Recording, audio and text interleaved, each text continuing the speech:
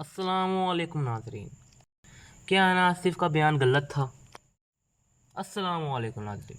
आज हम बात करेंगे कि अना आसिफ के इस बयान पर जो हाल ही में गुड मॉर्निंग पाकिस्तान शो में दिया गया।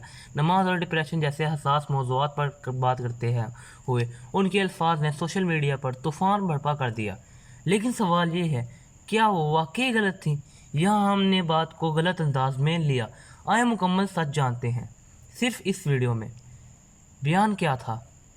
एना आसिफ ने अपने साथीदार अदाकार अबुल हसन के साथ गुफ्तगू में कहा, जो ड्रामा सीरियल उनके साथ जुड़वा कर रहे हैं। अबुल हसन जो किरदार अदा कर रहे हैं एक शरारती लड़के का, तो उनके साथ गुफ्तगू में कहा, कभी कभार थेरेपिस्ट आपको कहते हैं नमाज़ पढ़ो। हाँ, नमाज अहम है, लेकिन अगर मैं के इस लम्हे डिप्रेस हूँ तो क्या करूँ? वो कह रही हैं, अगर मैं इस लम्हे डिप्रेस हूँ तो मैं क्या करूँगी? तो बच्चा जाएगा थेरेपी पे to talk about their problems, communicate, and therapist ही बोलेगा नमाज़ें पढ़ो।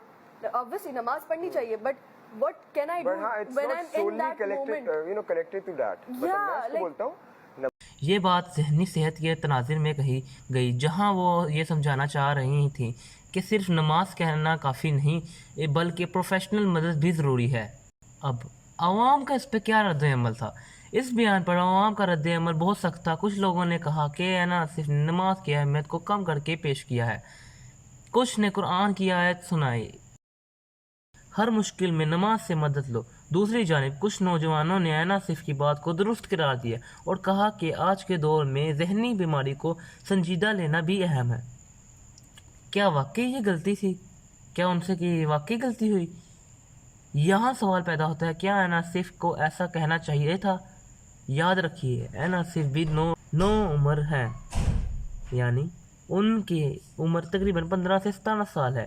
वो अब भी सीखने के मराहिल में हैं। उन्होंने जिस अंदाज में बात की वो शायद बेहतर अंदाज में की जा सकती थी। उनका मकसद नमाज की अहमियत को कम करना नहीं था, बल्कि ये कहना था कि बाज़ औक़ात नफ्सियाती मदद भी ज़रूरी होती है। बेशक, लेकिन चूँकि मौजू जो था वो दीनी था, अल्फाज का इंतखाब बहुत अहम था, जो शायद उनसे बेहतर नहीं हो पाया, यानी उनसे बेहतर तरीके से आप समझाया नहीं गया। उन्होंने समझाने की कोशिश की, लेकिन उनका जो अंदाज था वो सही नहीं था। वजाहत और सबक। बाद में अना आसिफ ने वजाहत दी कि उनका मकसद हरगिज़ नमाज को कम तर दिखाना नहीं था। वो सिर्फ इस बात पर जोर दे रही थी कि डिप्रेशन के शिकार अफराद को मुकम्मल सपोर्ट चाहिए। ये एक सबक है कि जब कोई पब्लिक फिगर ऐसे एहसास मौजू पर बात करे तो उसे मुकम्मल इल्म और एहतियात के साथ करना चाहिए। साथ ही हमें भी नौजवानों की बातों को समझने और सिखाने का मौका देना चाहिए, बजाय फ़ौरन तनकीद करने का।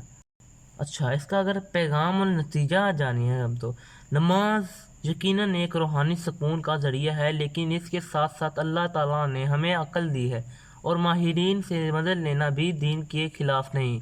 अना आसिफ से गलती हो गई, मगर उनकी नीयत गलत नहीं थी।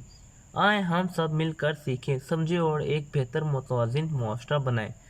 बेशक अल्लाह ताला ने कहा है कि आप मेहनत करेंगे तो मैं अजर उसका दूंगा। ये बात की गई है। अगर आप इस बात पर इत्तेफाक रखते हैं तो वीडियो को लाइक करें, चैनल को सब्सक्राइब करें और कमेंट्स में अपनी राय ज़रूर दें। और अगर आप ऐसी ही रिलेटेड वीडियोस चाहते हैं या किसी सेलिब्रिटी के बारे में कुछ भी जानना चाहते हैं तो कमेंट में ज़रूर अपनी राय पेश कीजिए। मैं अगली वीडियोस पे ज़रूर बनाने की कोशिश करूँगा।